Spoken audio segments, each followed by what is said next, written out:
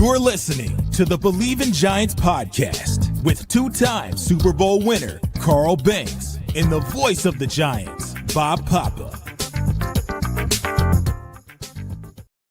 And we welcome you to a live edition of Believe in Giants presented by FanDuel. Bob Papa, two-time Super Bowl champion Carl Banks. We're at the beautiful JW Marriott Turnberry in Miami. And it's been a fun little trip for the Giants so far, Carl. And we got some thunderstorms, which always happens when you're in South Florida. But Giants and Dolphins had a spirited practice today, and they'll play that last preseason game on Saturday afternoon. Yeah, so, Bob, it's, kind of you wanted to see where the Giants would be against competition, right? They've had a great camp. They had some things they had to work on in their first preseason game.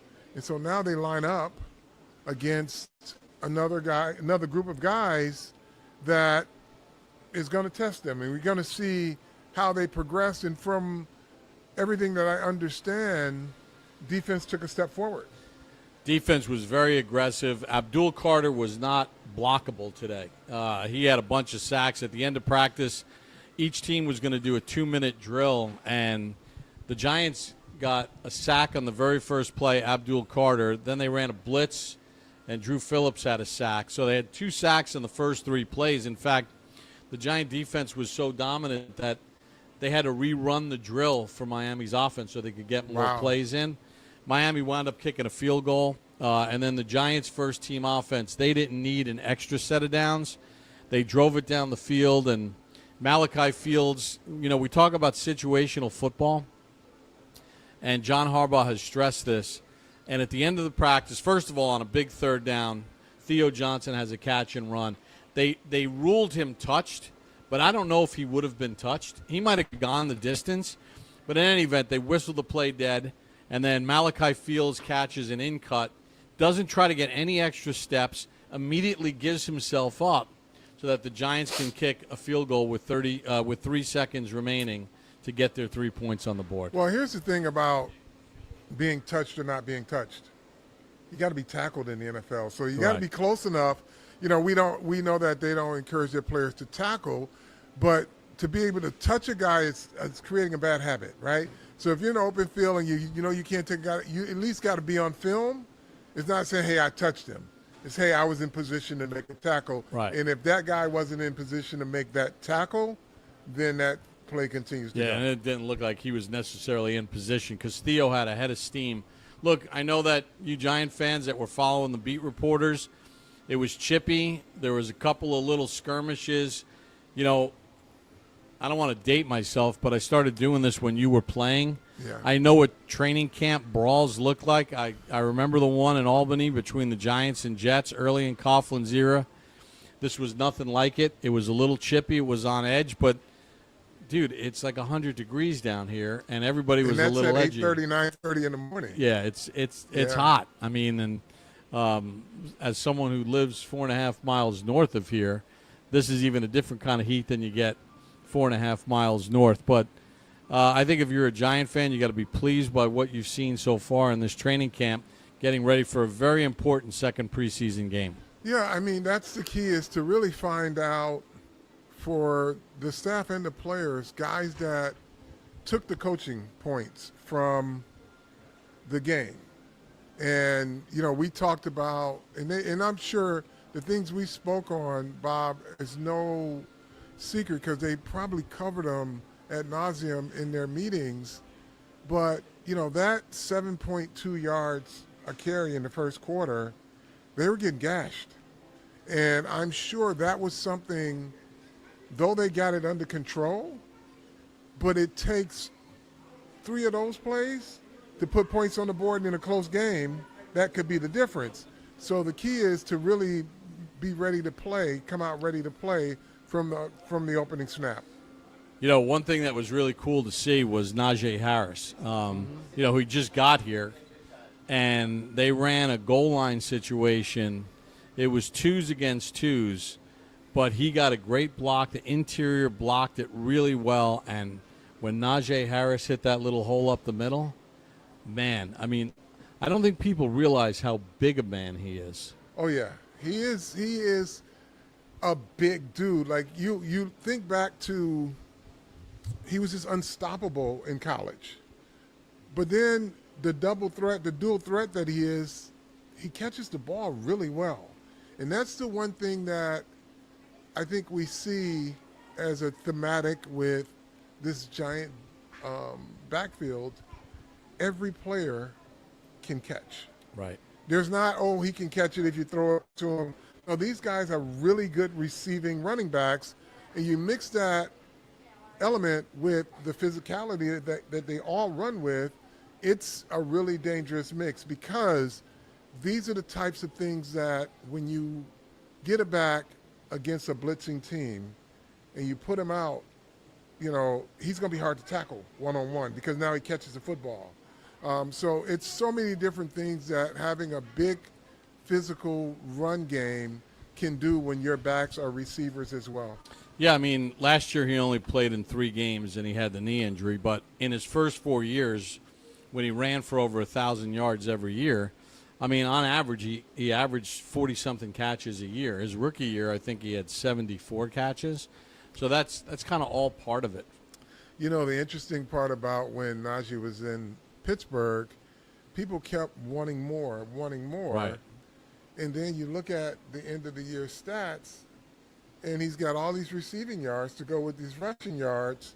And you see, well, he's more than just the bruiser, right? And so I don't know if there could have been more, but they used him where they thought he could affect their opponent in that AFC North.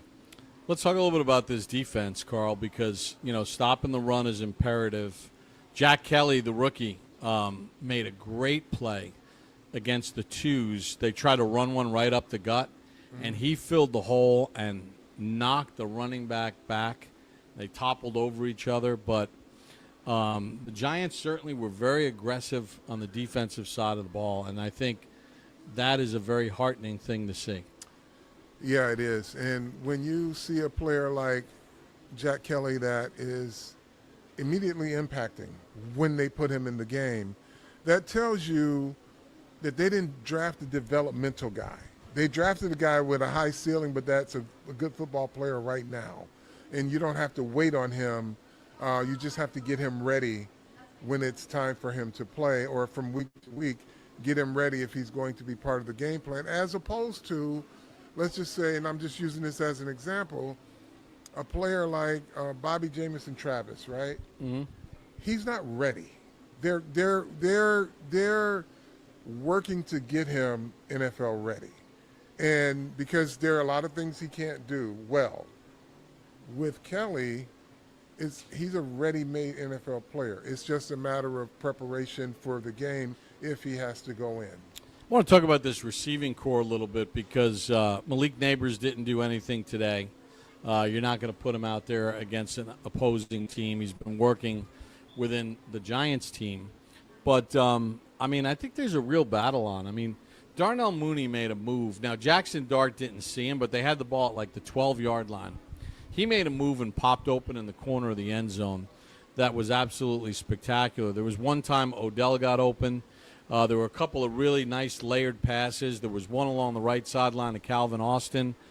And Isaiah Likely is going to be a big part of what they do offensively. But, you know, this receiving room is very interesting because they have a lot of pieces. They don't have any dominant guys other than Neighbors, right? But Malachi Fields, Carl, in the individuals today, he went one-on-one with the DB. It was a deep ball down the right sideline that Dart threw up. It was almost, I'm going to say a 50-50 ball.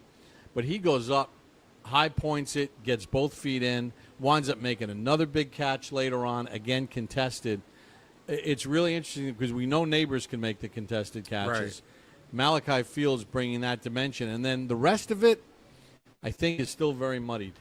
Well, muddy and productive is really good. Right. You look at most good football teams, there's one alpha wide receiver. Now, Seattle had 1.5, right? But most teams are going to have an alpha, and then they're going to have a really, really good crew of wide receivers. So I don't worry about that part. The thing that has me so encouraged is the competition. Right. Right. It's a competition that has eliminated Juju Smith-Schuster. It's a competition that a person like Jalen Hyatt can't afford to stay injured because he was in the mix, right?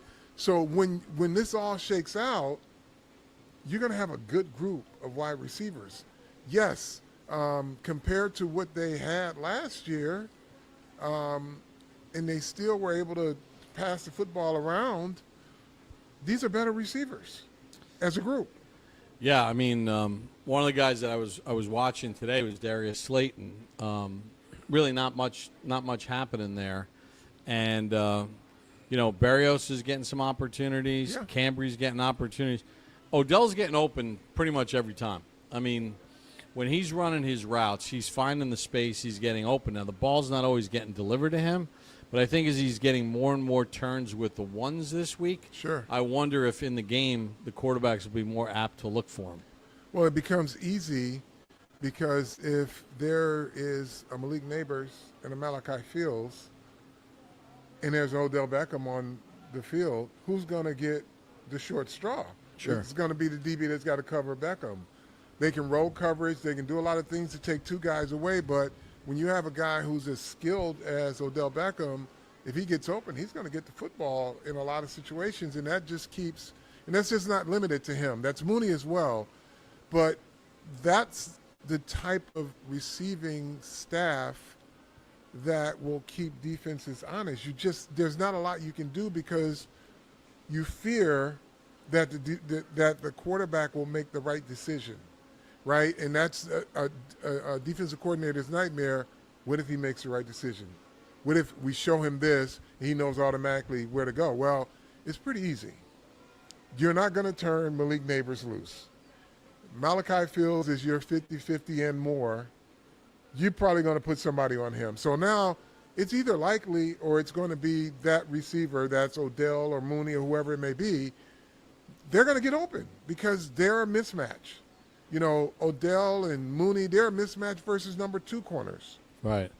The other thing that was evident today in practice, John Michael Schmitz was very feisty today, because remember, he didn't play last week because of the concussion. Yeah. So I thought the offensive line was firing off the ball a lot better today. Like there was an intensity throughout the practice, and any time that Miami tried to ramp up the intensity, the Giants said, okay, you'll take it to there, but we're taking it to the next level. Well, that just tells you also the intentionality of what this team took to the practice field, the purpose. And I say that, Bob, because I wanted to know what the corrections look like the next time after a game. Sure. And the offensive line did some good things in the game, but they were inconsistent, right? The defense did some good things up front, but they were inconsistent. What did you see today? More consistency, more deliberate, and more intentional aggression, if you will. Right. Now, I mean, listen, we also want to put things in context, right? I mean, the Miami Dolphins are not expected to be one of the better teams in the NFL Whose this fault year. is that? Well, it's their fault. We don't apologize for that, right? No. It's so interesting, and I cut a guy off because he made a 2-day thread of just saying things like, oh, Carter better step it up because, he only has success against the weak offensive linemen in the league. And I'm like, does anybody excuse the Dallas Cowboys for coming in and getting 15 sacks or Right. Daniel Jones against a bad offensive line? No, that's the way. It's the league. If you can't get a better player out there, the league will make you pay. Football will make you pay. Paulson and Adebo had a pick 6 today. Holland in the one-on-ones did a really nice job of undercutting a route. Tate Banks had an interception today. They're really rotating a lot of guys in and out. That's a live competition, isn't it? Well, it is. That's kind of like the receiver room, but this is a group that has a higher level of alpha talent, if you will, because Sure. there's some high draft choices in that group.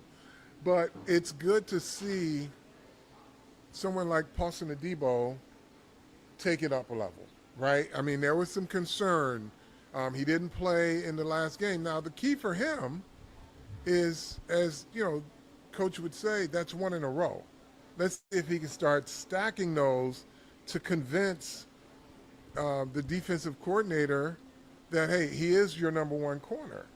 Right? Because the guys, like we've been seeing, Deonte Banks, he's coming. Everybody, just the competition just keeps getting more and more intense each week. So we know what Paulson Adebo is capable of, but now it's the consistency. And it's, and this is a coaching staff where it's not like, we'll take your word for it. They're like, okay, show us, because the guy behind you just showed us something and the guy behind him just showed us something. So if you want to distinguish yourself above those, start stacking them. Because right now you're in the mix of the competition. Stack them, and then we know that you're our guy. What are you looking for on Saturday? We don't know who's playing yet. Coach Harbaugh hasn't made any definitive statements one way or another. Giants will have they're doing their corrections right now in meetings. They'll have a walkthrough tomorrow. We'll meet with the coach tomorrow. We have no idea what his game plan is, but what do you expect on Saturday? Well, I expect to see more second-line rotation players on the defense. I expect to see a more heavy dose of run game to see if they can just consistently move players off the football. I don't know if Jackson's going to play or what the purpose of that is, but I think they want to establish the line of scrimmage. And in doing that, they've got to stop the run and they've got to run the football. And I think when you look at guys that are going to have to play on defense, Bob, you're going to see a lot of guys that were in there last week in there this week. And a guy like Darius Alexander, they're just going to keep repping him until he gets it down and is as consistent as a run defender as he is a pass defender. And the only way you get that is if he's in there in every situation where he has to transition from run down to pass down, because he's not counted on as a rotation player. He's a starter. Sure.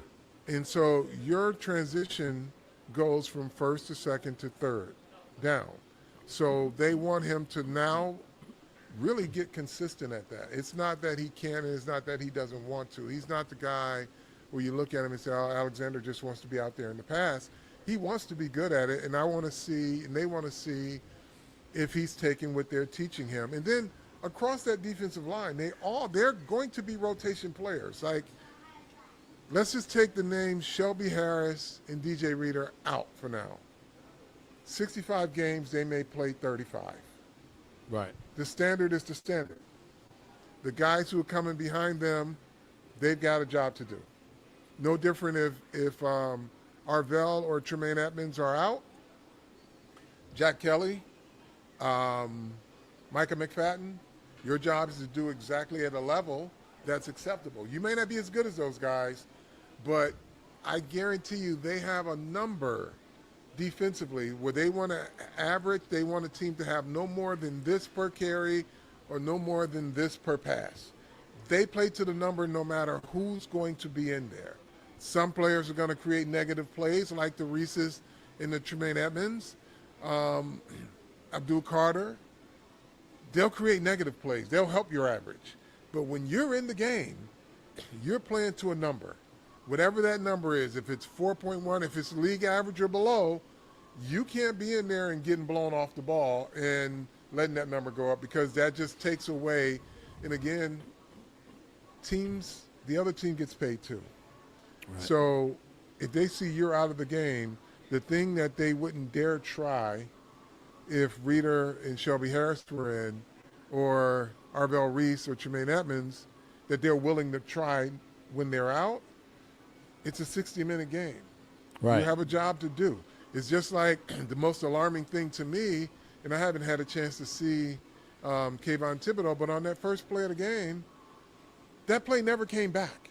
Right. They did it to him every week down the stretch last year. Now, he didn't play last year. He was out. But every game they would try one of those outside runs and never got back to it. Right. because they wanted to catch you unprepared. Now, if the ball is at midfield and that's your first play, and you get 27 yards on that, well, you just pretty much gave up points. Right. And so I would say to those guys, when you take the field, come ready to play. You can't ease into it because every yard, every big play counts, and they know if they can catch you sleeping on one play, they don't have to come back to it. Mission accomplished, because that's the one that they wanted to get. They knew you were a slow starter. Okay, we got 25 yards on that. We got the formation. We pinned the corner. We hooked the outside linebacker, and away we go. And the safety can't defend three guys blocking. So come ready to play, and that's the thing that this defense has to get to also. The intensity level is once you break that huddle, you've got to be ready to play and expect them to try you. You know, one of the other things that I found interesting today, because we know about Coach Harbaugh and his intensity when it comes to what he believes in as far as special teams are concerned. So I was watching each team was working on punt return, punt coverage. There were numerous times where they're doubling the gunner and they got the guy on the ground.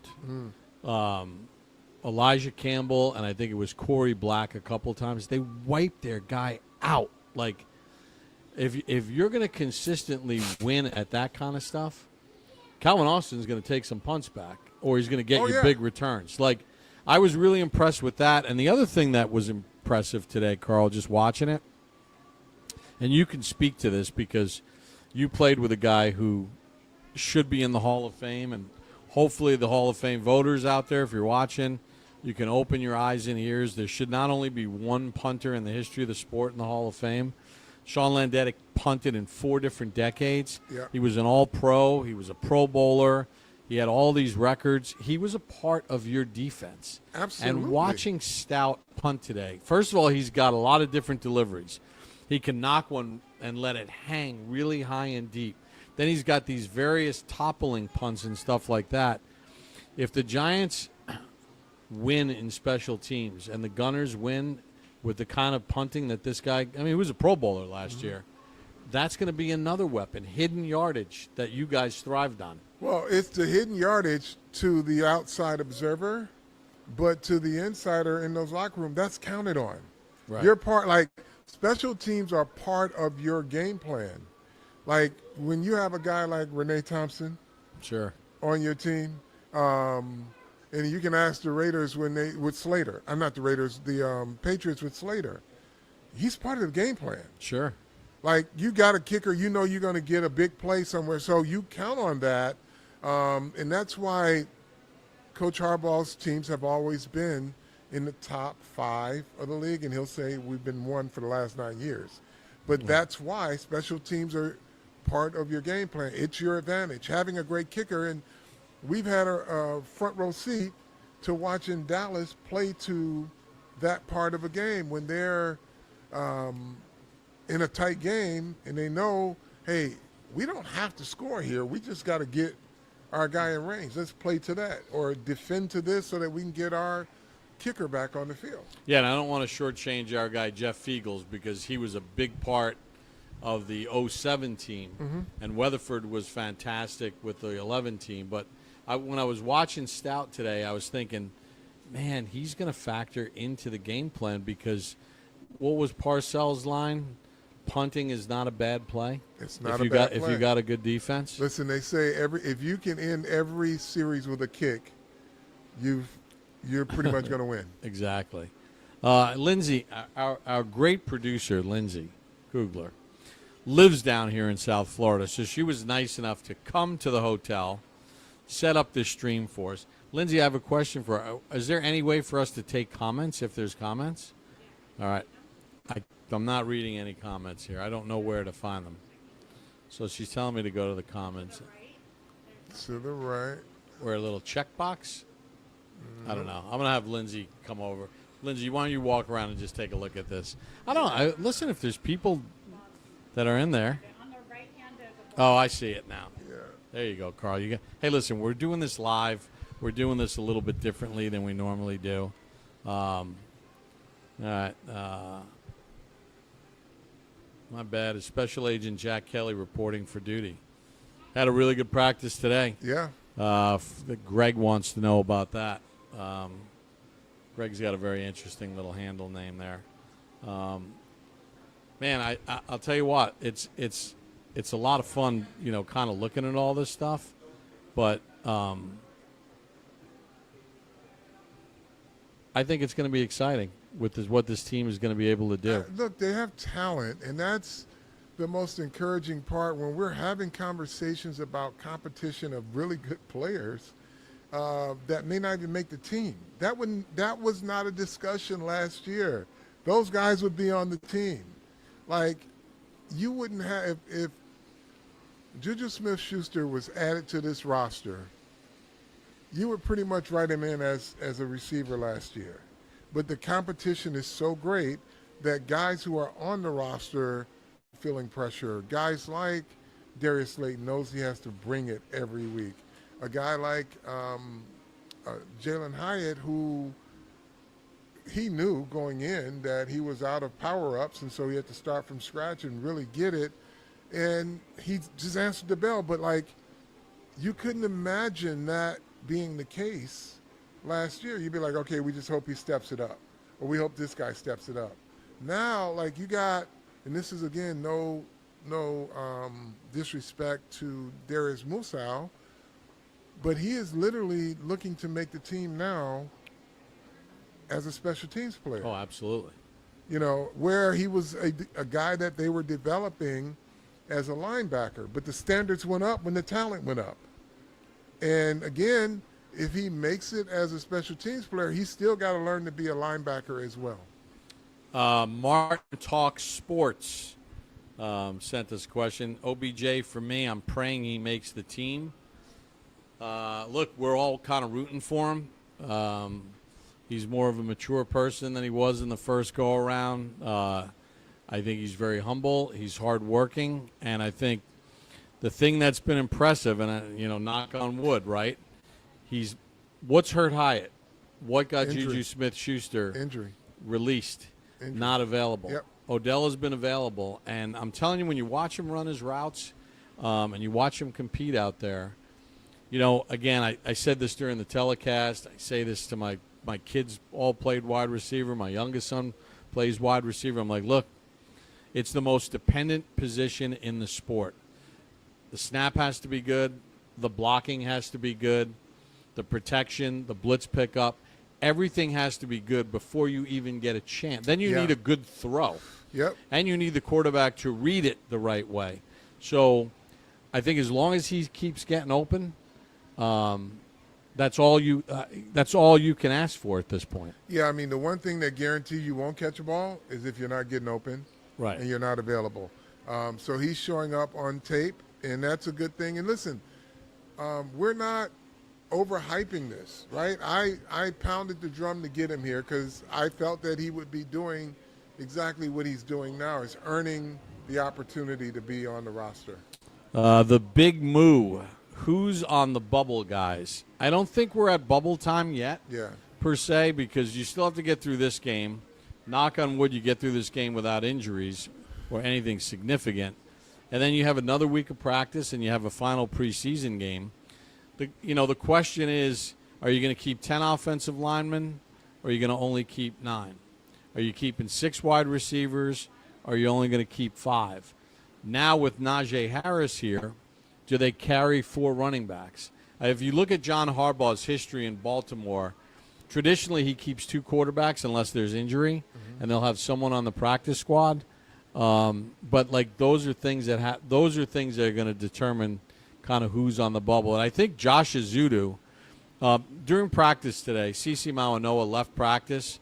I don't know, he might have had a stinger or something like that. Nothing serious. Josh Azudu got first turn with the ones as his backup. So I think that was a positive sign. I know Stinney tends to play more left guard when Runyon comes out. And Evan Neal got a lot of reps with Fa'alele getting traded.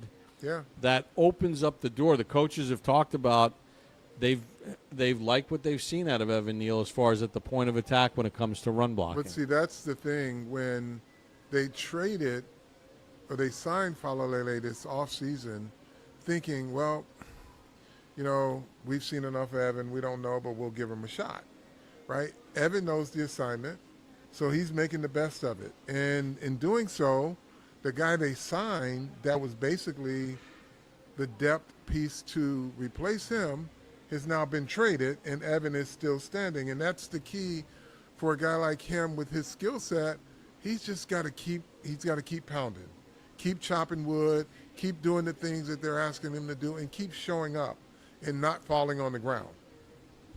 Tom 13, I love how I can hear sincere excitement in both of your voices. I'm very excited. Well, I think the reason for all this is, again, I've said this on the podcast times before. You don't win 62% of your games, counting the postseason, 193 games in the NFL over 18 years, unless you know what you're doing. Yeah. There's guys that will have a nice 4-year run, and then they wind up as 500 coaches or whatever. John Harbaugh's done it for 18 years. Whatever his recipe is, whatever his blueprint is, Carl, whatever are the football tenets that he swears by, Yep. it translates into winning. Now, I'm not saying the Giants are going to win 62% of their games this year, because that would mean that they're going to be 11-6 as an example. Yeah. I'm not going to sit here and say that they're definitely a double-digit win team, but I think the feeling is they're going to be extremely competitive. They're not going to blow games that they blew last year because of the coaching staff that he has. Situational football is important.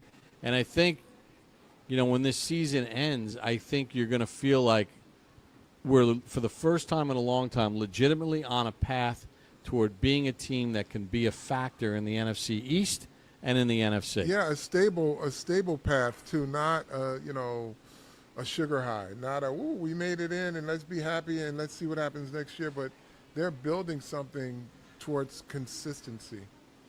All right, we're live here from the JW Marriott Turnberry. The Giants and Dolphins had their joint practice. Bob Papa, along with two-time Super Bowl champion Carl Banks. We weren't planning on doing this live, but we said, why not? What the heck? Why not? Let's go live.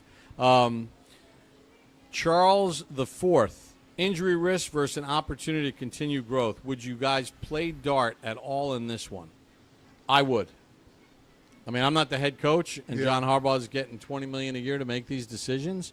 But, look, Dart threw a touchdown pass the other day, but for the most part, he threw for 26 yards. It was not completely smooth, right? Just as a unit, first game. Well, I'd like to see him play. Here's the other part of that, too. And it's no secret, he's still learning the offense, right? So he's working through a lot of things. So maybe, you do play him for a quarter or a half just to let him continue to work within the offense and feel that he has a rhythm in a really good cadence for what they're doing or what they want him to do. Yeah, I mean, and it depends on the health of the offensive line, you know, who's going to play, who's not going to play in the game. But I would like to see Jaxson Dart. And then he had mentioned, Tom had mentioned, or one of our viewers mentioned injury. Look at the amount of guys that have gotten injured in the last week that got injured in practice. I mean, Houston lost a wide receiver in joint practice. Laramie Tunsil got injured, and it wasn't even a joint practice. It was just practicing against his own team. Injuries are going to happen. You can't bubble wrap them. I would not live in the world of fear of, like, oh, my gosh, if we play him in the game, he might get hurt, because he could have gotten hurt out here today. Right. Well, that's the thing. Najee Harris went into a season last year, and 3 games in, he tore his Achilles. Right. So things like this happen. Rich M4, his question, gut feeling, who will be the starting corners on opening night? That's a great question. I'm going to give one guess. Okay. I'm going to give my one guess is I think Greg Newsom's starting. I think they brought him in. I think they like his leadership. anybody that you talk to, they've talked about what a positive influence he is and how he's kind of almost become like a leader within that position group. Mm-hmm. I think coaches trust that. Yeah. Coaches gravitate to that. I think the other spot, Carl, I think it's wide open. I think Deonte Banks has every opportunity to potentially win that job. But here's the question. So if you have those three guys, they may not be vying for 2 spots because Newsome can play the slot corner also. Correct. So it's just a matter of, again, like you said, that trust factor. They trust that he could be wherever. Now, the best case scenario for them is that they could get all 3 of those guys on the field at the same time. But it doesn't necessarily have to be that way because Drew Phillips is your natural.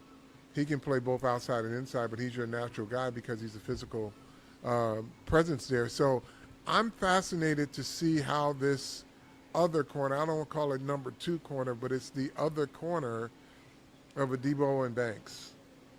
And if it ends up in a dead heat, what does that look like? Are they a 3-corner team then, right? Or chances are they could be anyway because it depends on what the offenses do. Well, and you also have versatility, right? Because Darius Washington, who 2 years ago, when Kyle Hamilton got injured, he stepped into the lineup, and it was when they inserted Darius Washington in that Baltimore went on their run and made it to the postseason, and he was a big factor. Sure. Didn't play as well last year for Baltimore, but they had a lot of injuries and a lot of other issues. But, Carl, we've seen it in the preseason. We've seen it like they can go 3 safety. They can have 4 safeties on the field, but Washington has played nickel corner. Right. So, like, you're bringing guys to the table that have multiple skill sets, which is important. The versatility of it, and that is what also will make, assuming that these players know their assignments, it will make this defense so multiple where teams are going to struggle to figure out not just personnel, but who's doing what and how they have to prepare for it. And that's the beautiful thing with Denard Wilson and having just the core 4 guys in Reese Edmonds, Carter, Burns, and Thibodeau. Those 5 can be on the field at the same time, and you don't know what they're going to do. Now, think about that at a defensive backfield level. And all the hell they can bring with all these interchanging of players, they're not going to know if Washington's an outside corner or inside corner, if when Banks, Adebo, and Newsome is in, who's doing what? Right. Is it a matchup? Can you create, as an offense, can you create the matchup that you want? Or you have to just live by whoever lines up on your guy? Hooks rub. I feel like Dable and staff didn't know how to use Neal for the skills he has. He was never really an NFL tackle, at least a right one. I hope we get something out of him. Not holding my breath. Well, I'm gonna dispute this, Hooks, a little bit. I think everybody agreed that the former offensive line coach, Carmen Brasillo, is one of the better ones in the National Football League. Yeah. And look at what he did with some of the other players to develop them. I think that Evan Neal, when you looked at his college tape, he was on the ground a lot. I just think it never translated. I'm not going to pin this on the Dable coaching staff. No. I think I give Evan Neal a lot of credit because the Giants didn't pick up his 5th-year option. He was a free agent. He didn't have a lot of suitors. The Giants offered him a cheap deal to come back and try to make the team. And I'm going to give him a lot of credit personally in the fact that he put his nose to the grindstone and he's trying to make something out of an NFL career for himself at the guard position, which is his better skill set. Yep. And I think by his work ethic, because remember, this coaching staff has no allegiances to him. They didn't draft him. They didn't pick him where he wound up getting picked. So I think it's an open book for him. It's a clean slate. Yeah. And he certainly has caught their attention when it comes to the run blocking part of things. And let's not make any mistake about this, Carl. This is a run-first team. And that's what the plan is from the beginning. Yeah, and listen, he showed last year in camp that if he gets you in that phone booth, it's going to be hard to do anything with him. And, you know, you're just encouraged to see that he has not given up on himself. And he's applying what they're teaching because his name is getting mentioned. 027 Tommy, I'm glad you guys are enjoying this. I'm glad you're enjoying this. It's really cool. We decided to do this live out of nowhere, and I'm glad you're enjoying the show. Seth Gross, 613. How many receivers do you think will carry this year, 6 or 7? They're not carrying 7. They're not carrying. A lot of teams carry 5, maybe 6. I don't think they're carrying 7. Isaiah Likely is your 7th guy, and he's Correct. a tight end. Yeah, because Isaiah Likely and Theo Johnson, with the way Theo Johnson performs in the pass game, like we saw in that 2-minute drill today where he made the catch and run, you're counting those guys as wide receivers, even though they're tight ends. They're part of your threat to stretch defenses, whether it's Theo Johnson on the seam or down the sideline. So I think, just in talking with a lot of people, I think 5, maybe 6. Here's what can screw the math up. Not 7. Fedoni. Coach said Fedoni could factor in the way he's going. That could impact the numbers at wide receiver also. Yeah, the only problem with Fedoni is, it was funny, I was talking with Howard Cross during, like, warm-ups and individuals, and, Howard and Fedoni was catching balls off the jugs machine, and Howard said, that's not what he's got to work on. He's got to work on at the point of attack. Yeah. How are we rolling with blocking people? And we're not talking about, like, you got to lay people out. We're just talking about occupy. Yeah, get in the way. Tie him up. Get in the way. Now, it didn't help his case the other day that he had 2 penalties on basically 2 out of 3 plays. Yeah. So I think you got to be careful with that. I think it's some rough sledding for him as far as making the 53. Yeah. Bob Papa, 2-time Super Bowl champion Carl Banks. We are live here from the Giants Team Hotel, the JW Marriott Turnberry, getting ready for the Giants and the Miami Dolphins. Taking some more of your questions. Let's see if we got any new participants. Let's see. All right. Jerry Hand, 4145. Did you get a chance to see Odell today? If so, how did he look? He looked like he looked in the game the other day. Consistent. He got open. He got open. Didn't get a lot of balls fed his way, a lot of throws, a lot of looks, but he was beating his man. There was one situation in individuals where Odell was working on a corner, one of the Dolphins corners, and he literally turned him inside out. I mean, he literally turned him inside out for an easy completion in the individuals. But and so let me at some point though, aren't the quarterbacks when they're in the quarterback room looking at the film saying, "Of course, man, he's always open. Like, why did I not throw it to him?" Well, here's the thing: there's a first read, second read, third read, right? Especially as you're in training camp and your progressions, but that'll change. But, I know there are people out there saying, well, Odell's doing this against, second team. Well, he's a second team wide receiver, right? So it's all relative. And again, this league, you play who's in front of you. If that guy in front of you is no good, then the league is making him pay.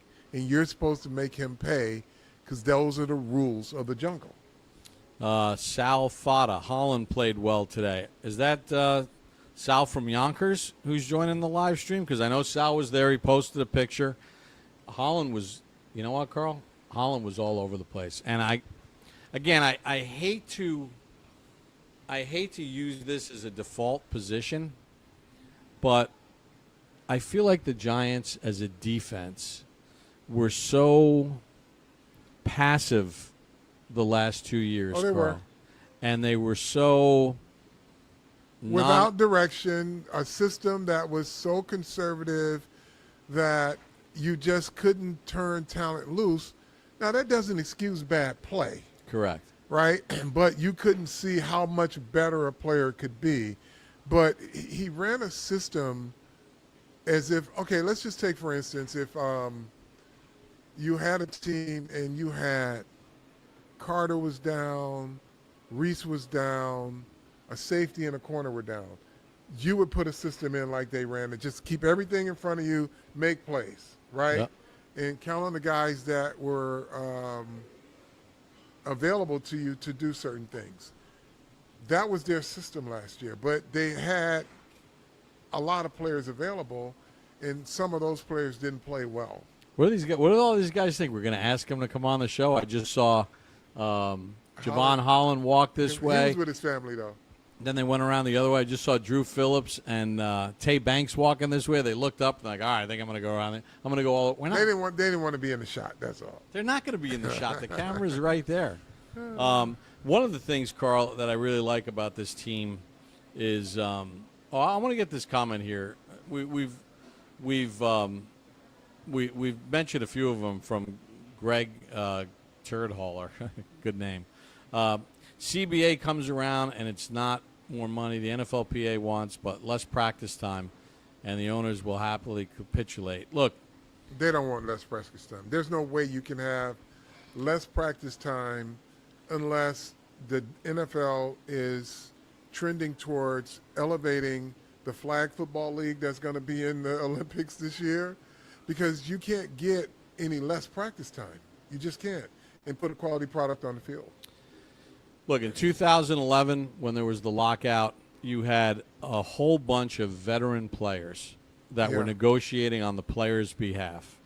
And of course, if you're Drew Brees or Jeff Saturday and you've been in the league, negotiating from your current status, like you're a veteran, an older, older guy. So you think you're doing the young players a favor by doing yourself one, but it's kind of a self-serving thing. But I think they found a happy medium now. But I can't imagine there being less practice time.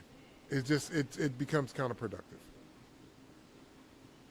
All right, so Michael Meenan, full throttle, Dart, Neighbors, Fields, Mooney, OBJ, Slayton, Scattaboo, Harris, Tracy, Singletary, Theo. When all healthy, that's a lot of weapons. They do. And that's just naming a few, but I like the physicality posture of this offense. It's not going to finesse you. They're going to be able to finesse you with individual plays, just like when Motor Singletary took a screen and took it for 40-something yards in their preseason game. That's the finesse part of it. They're going to play downhill football, but they have players like a Najee Harris, who's an excellent receiver. That's the finesse part of their game, guys who can do more than one thing. Seth Gross, do you believe the Giants have gotten better at stopping the run? Well, obviously, in the first preseason game with two of the veteran guys not playing, they didn't do a great job doing it. That's no. That's a no. Until otherwise, Noted. we see otherwise, it's no. 7.2 a carry is not getting better. Because what the Cowboys are going to throw at you as far as what they can do as far as their passing game, you better be able to stop the run against Dallas. Yeah, plain and and simple. You just can't have them as a two-dimensional team. I'm just trying to see if there's any other comments. A lot of comments in here, which he's not going to comment on it. Phil's not going to comment on it. But, yes, Carl Banks should be in the Pro Football Hall of Fame. And, yes, I agree, so should Phil Simms. Let's see. Toretto Dominic. Bob, the season is right around the corner. Is there any way to sync the radio with the cable TV? I love the WFAN feed. Well, there's a way to do it. I wish I could get my parents on the podcast because they've perfected it. Pause. Yeah. Can you pause the TV on all TVs nowadays? Well, you can either, if you have if you're listening on Sirius satellite radio, you could pause the satellite radio if you're listening in your house on the satellite radio, or WFAN is now going to be part of Sirius starting September the 1st. That's right. Where the WFAN is going to have a channel on Sirius. You got to hit the pause button and figure out which one's ahead of the other, because for my parents, when I'm doing the radio, if you always notice, and I'll say it to the audience, if you want to sync up your radio and TV, when I say Graham Gano was the kicker, Gano approaches the ball and he kicks it, that's when you can hit play or hit pause on your radio or TV to sync TV and radio up. That's my best explanation for it. Hey, Coach. This is a lot of fun. I think fans are fired up for the team. I think it's awesome. I can't wait for the game on Saturday. Make sure you check us out. We're going to have a full pregame show on NBC4 New York at 3:30 Eastern Time. And then we'll have the kickoff at 4 p.m. on NBC4 New York. So you can watch myself, Carl, Phil Simms, and Howard Cross down on the sideline. Anything else, Carl, that you want to share about this experience? No, I'm again, I think this is invaluable to these players, and especially with this system and establishing who they are. But I am just looking forward to watching each week the players that are supposed to get better. The phases of the football team that you wanted to see improvement from one week to the next improve. One more question. Do you think Malik Neighbors being ready for the Cowboys? I expect him to be ready for contact in October. Hey, listen, that's way above our pay grade. Yeah. He has been working hard. They're integrating more and more. And there's been contact. There has been contact. Yeah. Which had him in a red jersey for a little bit. But they're going to handle this carefully. And as much as we want to see him on opening night, Sunday Night Football against Dallas, they're looking at the long game here, Carl. And you got to be smart about it. All right, Lindsay, I think we pretty much wrapped it up. Carl, how do we like to end this thing? Tell a friend to tell a friend. Believe in Giants.